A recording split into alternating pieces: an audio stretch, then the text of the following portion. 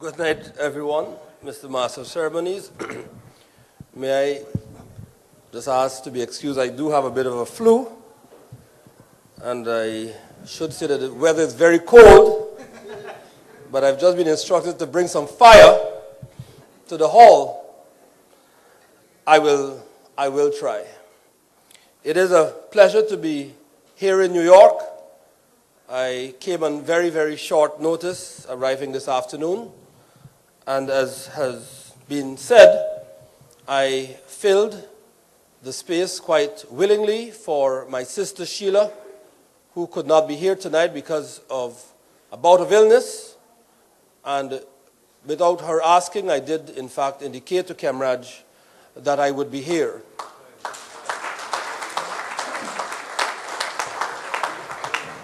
I should say that my presence this evening is owed largely in part to the New York, New Jersey chapter of the Alliance for Change, our most vibrant chapter.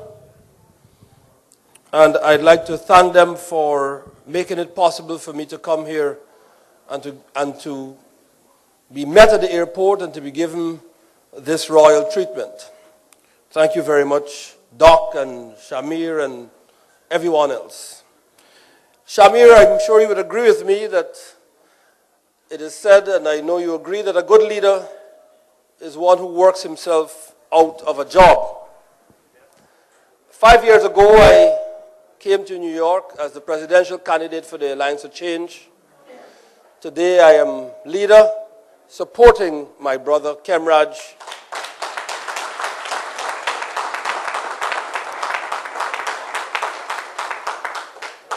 and my sister Sheila as they lead the team that will take us to victory. The story of the Alliance for Change is an interesting one as you are gathering tonight, and some of you may not have known anything about it. But just about 6 years ago, I approached Kemraj and urged him to join with me to form a political party. I remember him saying to me, Raph, our place is in our respective parties because we were both in two different political parties at the time. And he said our roles and responsibilities are to democratize our own individual parties.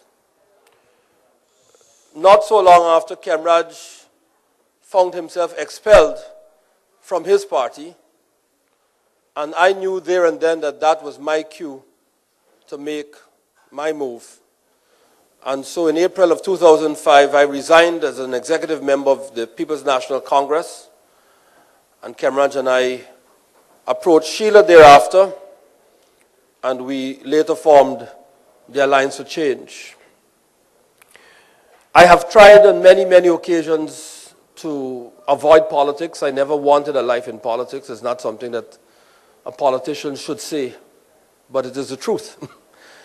Even this evening's event is quite a demonstration of what I speak of, because I was not scheduled to be here, but here I am. The point is that nothing I do will avoid what obviously for me is destiny. The great Lord of the House of Lords of England, Lord Wilberforce, best known for his advocacy and his work in bringing an end to that thing known as the slave trade and slavery eventually, in a book that he wrote, which is more of, in a sense, a biography of his own life, said that people are given the providence from God not to go to sleep with it or to just bask in it, but with it they should rise into action. And so I believe that what we have been given, Kemraj and I and Sheila and others, is not for us to laud it around and say that we have been gifted and we have been well educated and we have good friends and family who come to support us. But as Lionel says, I believe that much is expected of us. We have to lead a charge, put aside the fear, and bring change to Guyana.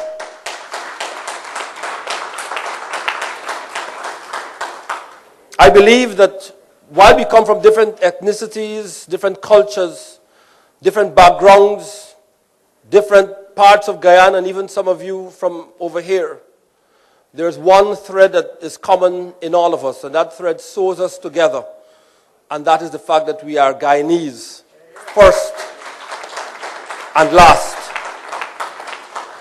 Last week in Essequibo, I remarked while at a meeting that one thing I'd like to see return to Guyana is a love for country.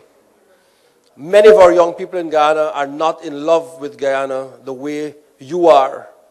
And those of you who have left didn't leave because you wanted to leave, but you felt that you had no choice. But your love for Guyana comes out every day, whether you are blogging, whether you are writing letters, whether you are sending money home, whether you are calling, emailing, or what have you. We want to return that Guyana to you.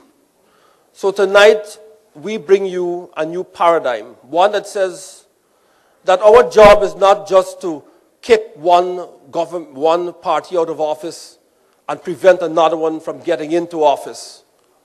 Because if we do that, it would mean that we will ourselves become locked in an eternal battle.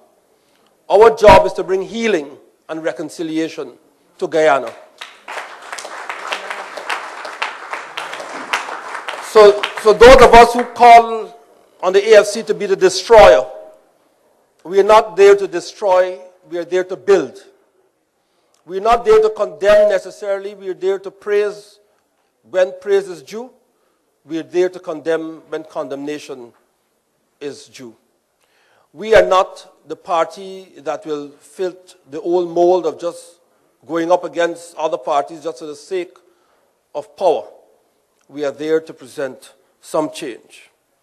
Much has been said about this action plan, but I'd just like to go through three matters in it for your attention. The first has to do with governance and the liberal democracy that has already been spoken about. I want to promise, as leader of the Alliance for Change, that we will deliver to you a government that is not of the AFC, but is of the people of Guyana. And I want to promise that we shall remove the executive presidency within the first year of being in office. That executive presidency in and of itself has led to so many disastrous decisions and so many dictatorial attitudes and behavior than ever before, such that, as Lionel said, we have never seen such fear stalking the land. And so we commit publicly to getting rid of that thing which holds Guyana in a death grip. The second promise I'd like to make is a promise to the diaspora. Recent World Bank statistics say that Guyana, more than any country in the world, suffers from the brain drain. 86% of all of our talented people live and work in a developed country. No country in the world could sustain itself where its people are abroad. Conservative statistics say that over 700,000 Guyanese live outside of Guyana. That is a number equal to the population itself. But I'd like to look at it from inversely. If 86% of our skilled labor is here, it means that just 12 to 14% of us are trying to hold the country together down there. It is just not possible for 14% with some skills, and of that 14%, half are preparing to leave to come here. It is just not possible for us to build that country back without you. And I am admitting now, because it is not often that we admit that we cannot do it without your help and assistance.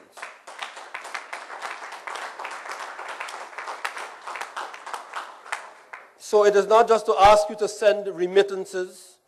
It is to ask you to give us your skills, your advice, to critique and criticize us, to give us a lift that we so desperately need. So, my second promise is, as leader, which I will have to put pressure on the presidential candidate to ensure that he complies, is that we not only talk the talk, but we ensure that our non-resident Guyanese are fully integrated back into society in Guyana in a meaningful way. And in a way that they can contribute both and benefit both themselves and the nation. So that is our second important promise. The third promise is a more personal one. As I said, when Lord Wilberforce spoke about providence, not meant to be just sat upon but acted upon, I have had the good fortune, as I was discussing with my friend Rab this afternoon, of studying at some of the best universities in the world. I've studied at Harvard, I've been at the University of the West Indies, I've been at the Fletcher School, I've been at the National Defense University in Washington. What that has afforded me is an opportunity to touch and be around some of the best experts in national security in the world. Some of my professors I am in touch with. Some of NATO's, the command of NATO and I share the same professor. I, therefore, believe that I have a commitment to ensure that my involvement has to be the returning of a secure environment and place in Guyana. So my third promise is more a personal one and a commitment which I ask you to hold me to ensure that we return to the people of Guyana and to you who want to come home and to invest, to live and to visit, a safe environment in which you can all come. And so we promise to use every resource that is available to us and to reach into every corridor of power to bring the DEA, we have met with them, I shall say, to bring experts in security. We've met with experts from India, from South Africa, from Brazil, from here in the US at Southern Command and elsewhere, that we are going to bring them into action on the first day. That is going to be one of Kemraj's first executive orders. So I leave you with just 3 promises. There are many more, but I'd like to hold myself to those 3. To reform the system of governance, to bring healing and reconciliation, to involve the diaspora fully, not just in asking for your money, but fully in the redevelopment of Guyana, and to provide you with a safe and secure environment. With those few words, Mr. Chairman, I say, may God bless you all, and I thank you. And I would just like to ask my darling sister to rise. I haven't seen her in almost 2 years, and just say thank you to all of you for coming. Vanya, thank you. Okay.